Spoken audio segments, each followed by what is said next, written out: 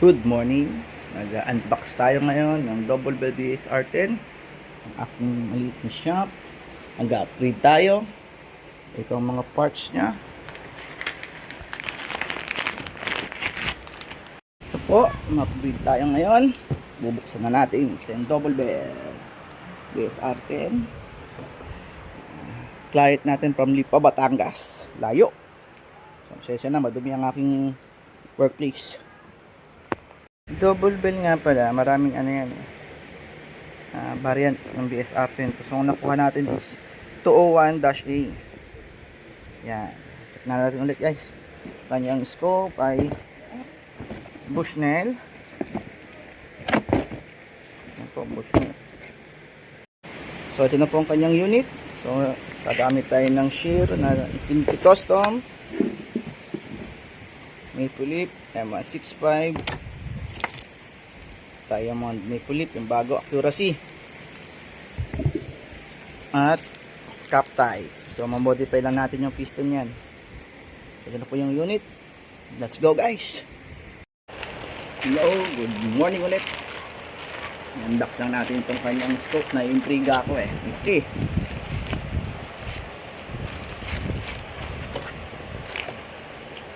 Okay. So malaki nga siya. Siya ay 6/24/50. Yan yung kanyang specification. So ang laki niya. At may kasama siyang scope rings. So ito yun, nandito lahat. So okay na. Bakbakan na to. Bakbakan na. So guys, out of the box nga is 438. Ito siya nga, bagong bago. Hingi ng aso namin, nakakaasar.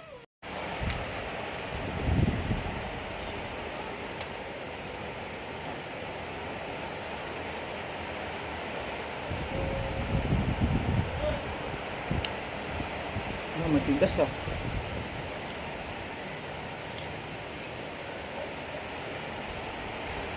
Mostly may tatlo lock niyan isa dito, isa dyan, minsan meron pa sa loob nito, tatanggalin lang yung railings.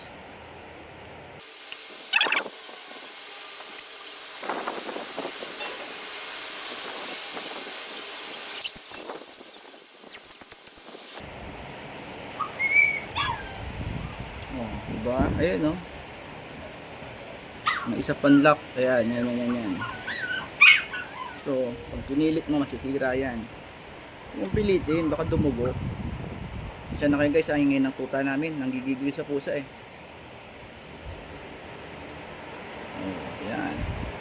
So, tanggal na. Tigas pa rin. Teka lang. So, natanggal na natin. Hindi natin dinan sa likod. Parang may glue yata itong kabila Hindi matanggal Tigas oh.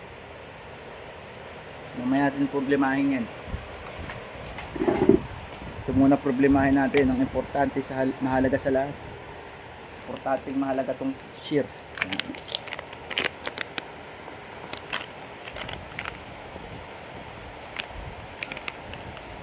Lahat po yan brand new guys. Brand new. Hindi no, quality. So hindi porket for double wheel yan parang damit mong isusuot. No, fit na fit sa'yo yan. Smooth. Kailangan pa rin natin i-check yan at hasain yung gilid. So guys, ito stock ko mga to So may limit din yan. So dito magpapalit din tayo. So wala kaming nabili na heavy duty yung steel. Hirap kasi maghanap. So far yan muna gagamitin. Assemble ko muna. Hello? Babaklas na tayo ng trigger set. Trigger assembly nya.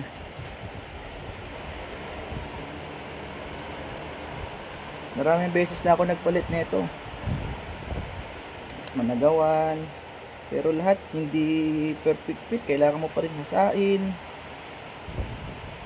Putulan ng konti. Para mag-smooth ang kanyang pagkasa. Yan.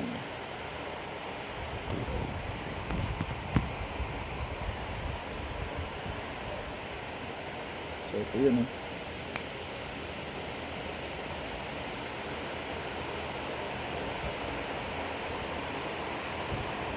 Tulad niyan, hindi kasya. Kailangan natin siyang bawasan. Ito yun. It's either ito,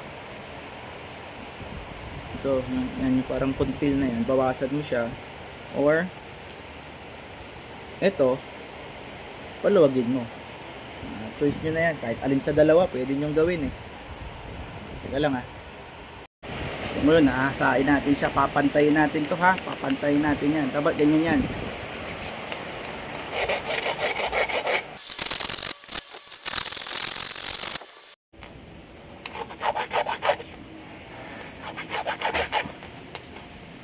Putang ina. Guys, ang tigas. Kaya tapos na. Yan, oh. Ayan, pantay na. Okay, anong mabawasan yan, normal yan. Minsan pa nga, so talagang binabawasan ito, masyadong makapal yung walling.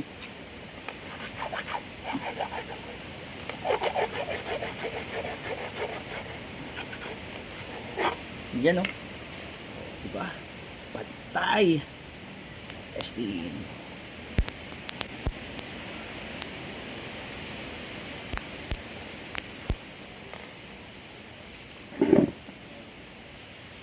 Fit na natin.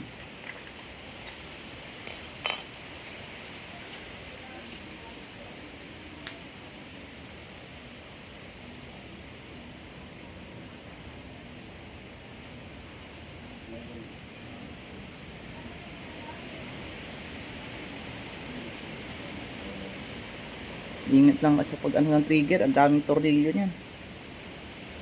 Ay, ang daming mga ano, maliliit na parts, springs.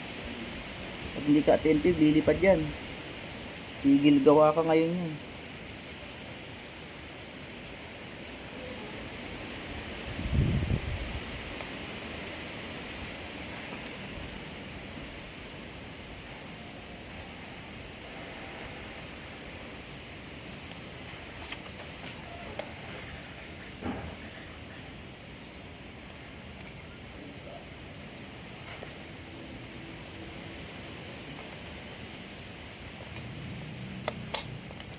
Yan na, testing. So natural na matigas yan. So kailangan mong i-press tong trigger, tapos yan, pag dapat bumababa, ayan, katulad niya, no? Bumabara.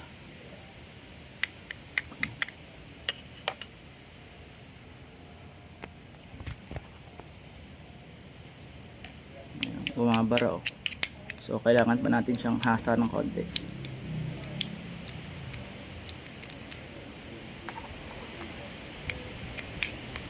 Hasahan pa ng konti.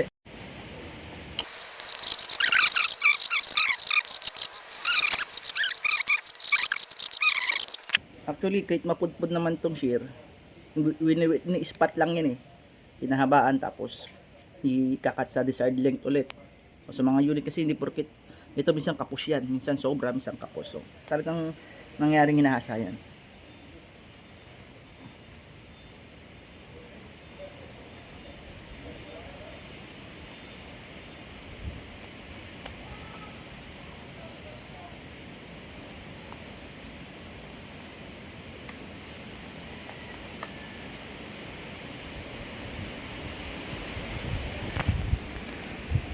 Ayan siya, yan.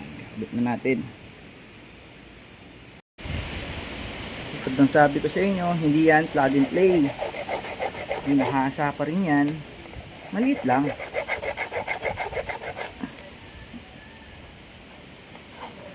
Pwede nyo kasi hasahin itong mga gilid yan eh. Pero ninipis. Saka madaling masira. Ito na lang. Makapal naman. Konti lang naman yan. Manipis lang. Kaya kaya itong i-file. Nakakabagot nga lang.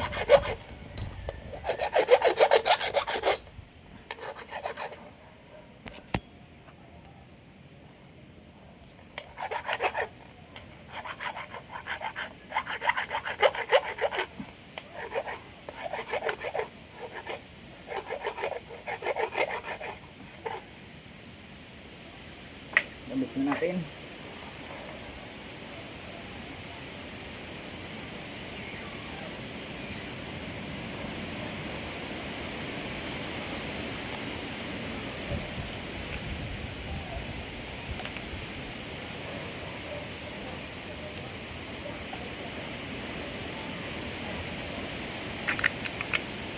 natin pampaswerte.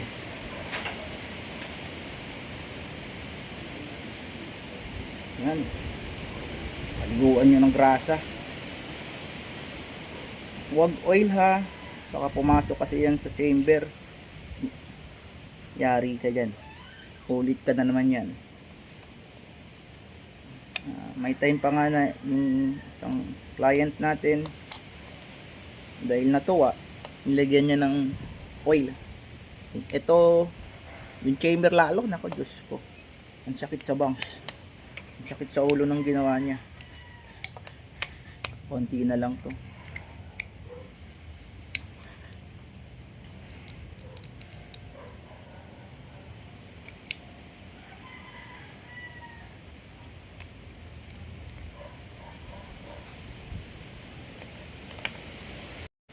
Yan o, nakabit na natin. So, yan, ang ganda ng play. Kita mo. Yan. Dapat ganyan yung kasmooth. So, pag hindi mo pinrest to, trigger, syempre di ang bababa. So, click mo lang dyan. Yan, ganyan. For testing. Yan o. Yan. Yan o. Infinity Custom. Yan, yan. Testing. Ngayon guys, dito naman tayo sa cylinder. Ang kagandahan dito sa cylinder ni Double Bell, stainless na to eh. Talaga namang matibay. Tibay naman talaga. Kaso syempre, yung likod hindi. Yun o. Stock spring. Parang spring ng notebook. So tended to ano talaga, upgrade. So palit tayo nito. Hindi natin kung kasya. Ayun, hindi kasya. So re-rebore lang muna natin to guys. Saglit lang rebore ko lang. Yan guys, magre-rebore tayo. Palalakihin natin ang butas niyan.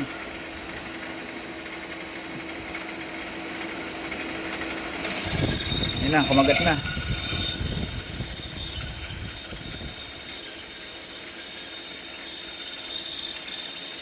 Manipis lang naman ang babawasan dyan eh.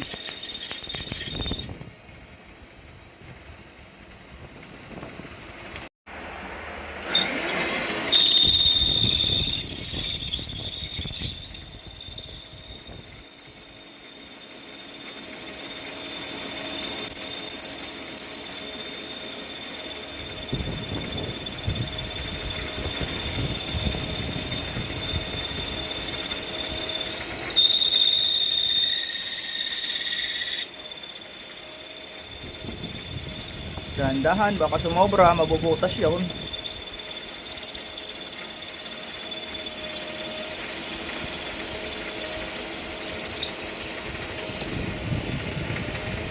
Yun o.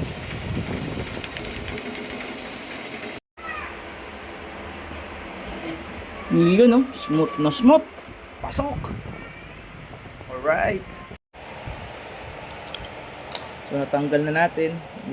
Dito na natin kinuha sa unahan. Kasi ito ay matanggal eh. Mga naka glue pa to. Dapat under normal. Pwede mo itong hugutin eh. Kasi di naman ito roskas. I-machine ko muna.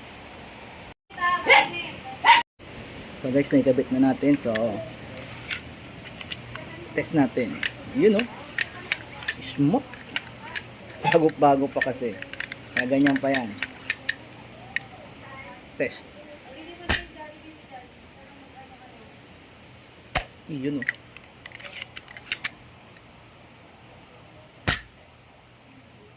Yun o. Mamaya ulit. Dito naman tayo sa chamber. Ito, agamitin natin. Natagalan ako sa isang to. Isang oras may higit. Ang hirap i-tune up. Magkakabit naman tayo nito.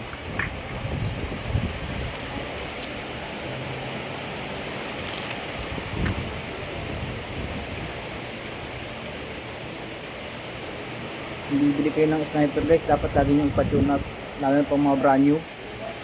Kasi mostly yan, puro yan oil.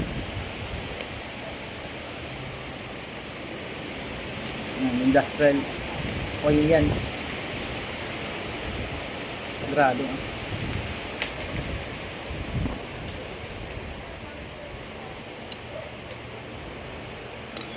Ang dami hindi lang kita pero ang dami yung oil.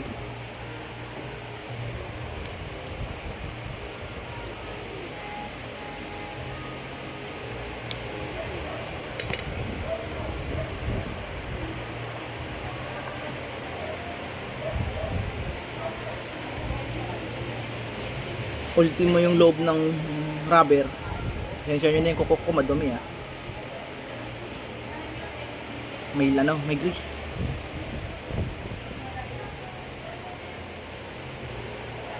So gamit natin yung stock nya pa rin. So goods naman to.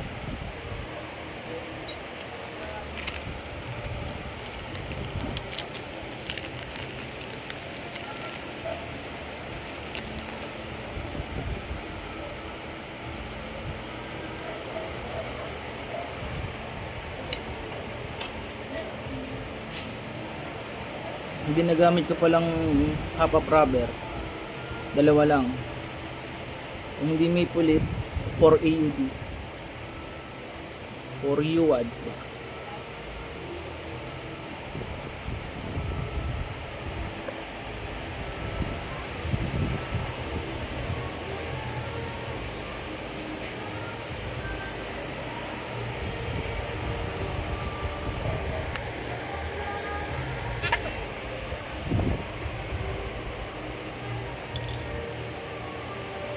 Yun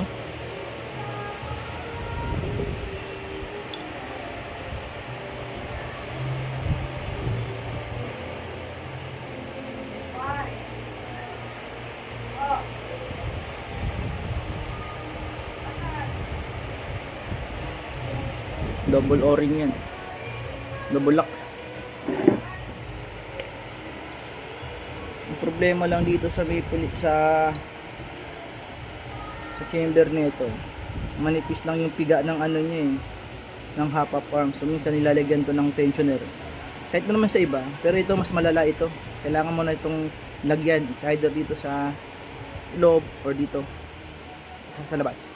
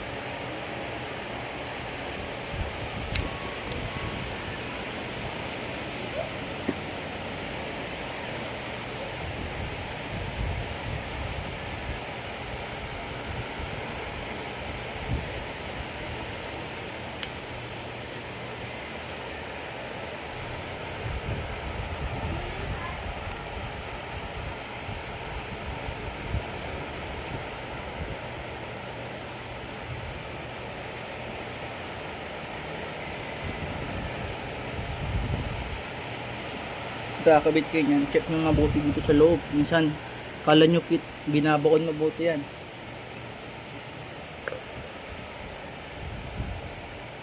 Ito mayroong parang yan, maliit na sa clicking sounds nyo. So iwasan yung mawala yan. Mayroon ko kung kita dito.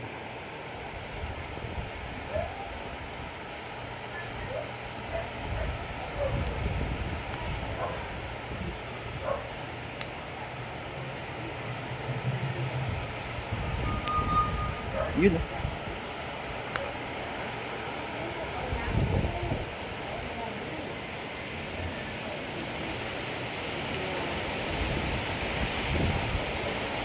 yun, may kabit din.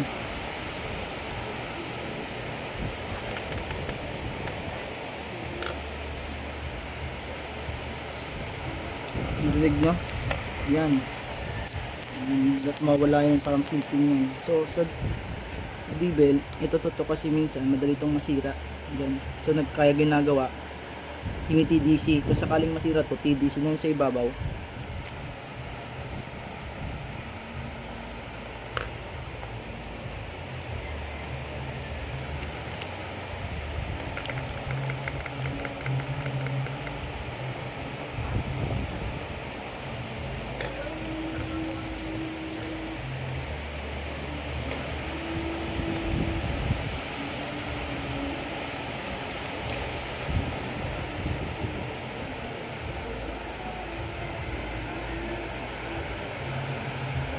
Yan na, nakakabit na natin yung bago.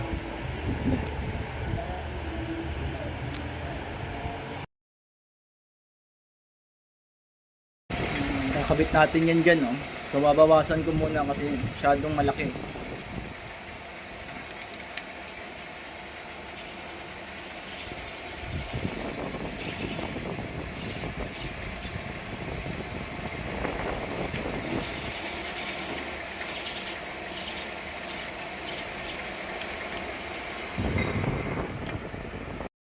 Yan, nakabit ko na. Puta yan ang tigas. So, good afternoon. Kahubad na ako ngayon. Nakabit na natin itong scope. Virgin na virgin. So, dulo-dulo.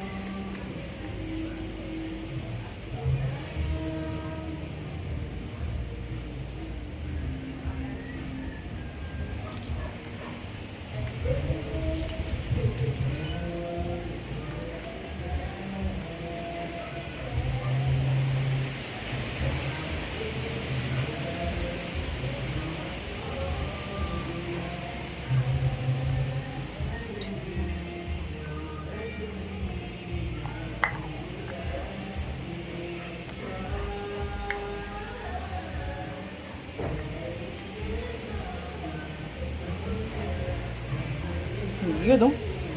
Pogi.